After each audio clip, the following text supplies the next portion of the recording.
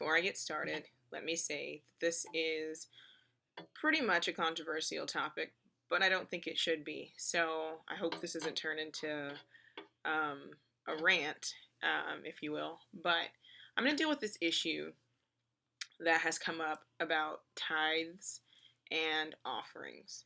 So immediately everybody goes, oh, no, no, that's not in the Bible, or tithes are food, not money. So earlier I posted a post on Facebook kind of discussing some of my contention with that type of attitude. And it pretty much dealt with the fact that, yes, both sides are right. So should we tithe? Yes. Are tithes all money? No. But what are they?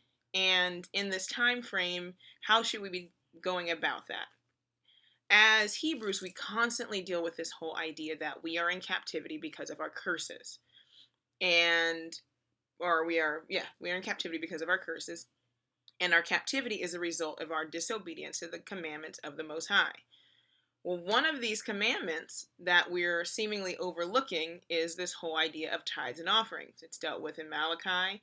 And let me preface that or add an addendum to that by saying what happened in the Christian church doesn't have anything to do with what we are supposed to be doing. The perversion of a thing or the misuse of something doesn't negate the obligation that we have as Hebrews to doing those particular things. For instance, in Christianity, they said that we did not have to keep the law, that the law was grievous and that the law was, against grace. And we've come to the understanding that this is not true. So then we have made it a conscious effort to then reclaim the things that we at once cast away and then begin to do those things in the correct manner. Okay, so I'm not dealing with whether or not pastors misuse tithes and offering, whether or not they take from people and don't give back. We're not talking about that. We're dealing with a community of people who are supposed to be returning to the commandments and the statutes of the Most High. Okay, so let's not go in that area. Let's stay within the ramifications of, should we be keeping Torah? Should we be keeping the commandments? And the answer is yes. Let's also deal with the fact that there are things that have been done away with. This is true. And a lot of those things have to do with the sacrificial system. So we're going to go pre-sacrificial system, pre-Torah, and we're going to deal with Abraham and the order of Melchizedek. I'm not going to get into the whole order of Melchizedek, but I am going to deal with the fact of Abraham giving under this particular order of Melchizedek, meaning Abraham gave of a free will and of a free heart, which is a reflection of how he felt about the Most High. So while we're on Abraham, what did Abraham give? And Abraham gave of his substance. Did Abraham, in his mind, gave because he believed in his heart it was something that he was supposed to do? Abraham came from a pagan culture that obviously, if you looked at and Sumer and, the Babel time period, then you know what that system looked like. It was pagan. It was very, very consistent to what we're actually dealing with now, because everything that's old obviously is new again. And Abraham, being raised in Terah's house, Terah's his father, who was a extreme idol worshiper. If you need to know more about that, go back and research Abraham and Terah. Extreme idol worshiper. And which means that he was raised up in the custom of giving. You had to give to the gods. You had to give to the idols. So when Abraham was called out of the first thing that we see Abraham, one of the first things we see Abraham do in the context of giving, is that he takes of what he has as he left, which may or may not have been much, and he gives a portion to Melech. It's the king of righteousness. Okay, so and he gives to him, and it says that he gave a tenth of all that he had. Let's deal with that. Hebrews are terrible at math. We need to stop getting into these weird boxes, and I won't tell you what the box is called by my definition, but let's stop getting into these boxes. The box of this whole 30% tithe. If you have never been to school and have never done math and have never dealt with anything that has to do with numbers, we need to stop giving these definitions to our people because they don't make sense. Okay? So we know that a tithe is a tenth portion of your increase. Okay, so your personal increase. I'm going to give you a little example, and you can take this as far as you want, but we need to stay out of these areas because it makes us look ignorant. Okay, if I'm a farmer, okay, then my farm is my increase, right? Now, scripture tells us to take a 10th portion of your drink and a 10th portion of this and a 10th portion of that. That's not 30% because it's all mine, right? So actually it's still 10%. If I grew beans and I say I'm going to take the first portion or the 10th portion of my beans, and I grew corn and I'm going to take the first and the 10th portion of my corn, and I take the 10th portion of my cattle and the 10th portion of this, did I just give 40% of what I had, or did I give a 10th portion of all that I had? Let's stay out of that really silly box when we don't know math. Let's stick to the basics. Yah is not trying to put these 30% here and 10%. No, if it's all yours and you take a 10% of every group of what you have, it's still a 10th portion. Case closed. So, tithe is a tithe is a tithe. And it's based upon your ability, not somebody else's ability. So we can't be looking at what other people have. Yes, some people give more. But Yah's not looking at what they have and what you have and comparing them. He's looking at what you're giving according to what you have. If you have, a can of beans and you give one bean out of your can of beans, then that's what you had, but you did your portion. But to do nothing is not the case. One of the things that is not going to happen is we're never coming out of captivity until we remedy all of these things that we've picked up. One of those things is selfishness. The selfishness that we exemplify after slavery is consistent with the attitude of the slave master. That is not a Yah thing. That's not an African thing. That's not a Hebrew thing. By nature, we are a giving people. So to see a people so hell-bent against not giving anything to anybody is just the most sickening thing ever. Second, if you don't have a farm, don't let me hear you saying the only tithe I can give is of food, because you are still in the area of robbing Yah. You're not giving anything. And you're not having a farm. You're saying, oh, I'm cursed. I don't have no land. I don't have this. You're not trying. As much urban farmer stuff as there is online, as much city farming, growing boxes, you're not trying. So don't say that you're not. You guys go online and you listen to all these teachers and all these ministries of people who actually have jobs and are taking out time from their family and from their personal life to put forth this information, and yet you won't give them anything. I'm not saying give them a tithe because that's your business, but you won't even give an offering.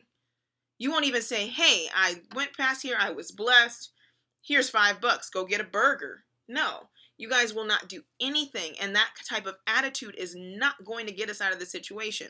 We have to educate our own children. That takes money. We have to buy our own land. That takes money. And we are not a people who are cursed to the point that we don't have money. You guys walk around with Jordans. You buy the fanciest fringes and the best fabrics and the best head wraps. That's not the point. The issue is a heart condition.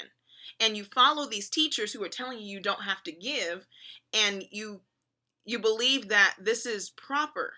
So let's once again put things into a very logical sense. Is not giving wrong in any capacity? If somebody does something for you, if somebody renders a service, if somebody blesses you, is not showing some kind of gratitude wrong according to Torah?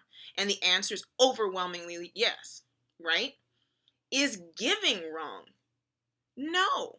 So would you want to err on the side of, I'm not going to give because the teacher told me I don't have to, which means that I'm pretty much stealing from anybody that I come across and I'm blessed by, and I don't send a thank you, I just share their videos or I download them and I don't give them anything? Yeah, that's really wrong, because people are blessing people with their gifts. There's one thing, nobody's charging for the word. But it says that those who labor in the word should receive some substance from the word. Yah set it up like this on purpose so that the people who are dedicated to doing the work would have some type of source in order to actually compensate for the time that they spend doing it. It's not what I'm doing, the word is free, but the time that it takes to ruminate and to turn over the word and to make sure that you get it right and not do you like these Christian pastors have done. Yes, it takes time and it takes an effort and it takes discipline, and for a person to put forth that kind of discipline, and then for a person, I mean, I've seen people put out books, and I'm not talking about me personally. I've seen people put out books, and I've seen people say, how you gonna charge somebody for a book that the Most High gave you? But nobody sits up and thinks about how much money it takes to actually publish a book, how much it takes to send it to print, how much it takes to do all of these things, to sit down and make sure that all the copyright is perfect, and make sure that, you know, the time that you spend away from your family, because it's mostly people who have not participated or done this kind of work, so you don't know what it takes to actually put forth that kind of documentation or substance from the Most High. So to sit back and say that you shouldn't give to people like that, or that you shouldn't give a portion of what you have, whether it's in food or in money. If you don't have food, then the next thing is money. If cash is your crop, if you go to work and you earn cash, then you give cash. Or you do like the people in the biblical day and you take that cash and you translate it into food and then you give it to somebody. But I know people who haven't received a bag of potatoes, like a sister said, or a bar of soap. If you have a gift, then you should share that gift, and then that's how we flourish as a community. But when the people who are putting forth the word are starving or on food stamps or can't get anything because they're trying to work or have information that they want to put forth to combat the mass amount of false doctrine within the Hebrew community, and they can't because they're tied up doing other things, then you and all of us as a nation fall once again into another curse, which is you have the people who are set apart to do the work, doing the stuff that Yah set up other people to do so that they could focus on this one thing.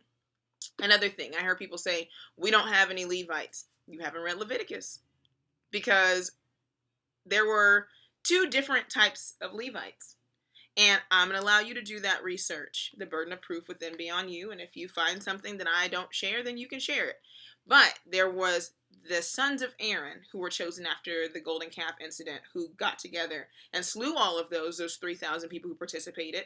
But how Yah originally set it up were that we were a nation of priests. Now, just because you're firstborn or a nation of priests doesn't mean that you're operating in that function. So somebody might be, while you have made the choice to do something else.